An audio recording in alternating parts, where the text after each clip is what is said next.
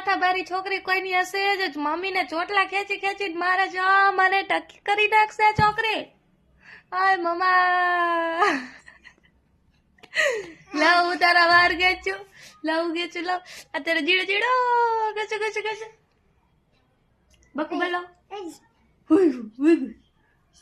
હવે મારા વાલ નો પકડલા તું મને ટકી કરી નાખે છે બચાવ આ છોકરી જો મારા વાર ખેંચે છે આવી કોઈ છોકરી હોય આમ જો વાર ખેંચીને મારે છે મને આ છોકરી આમ જો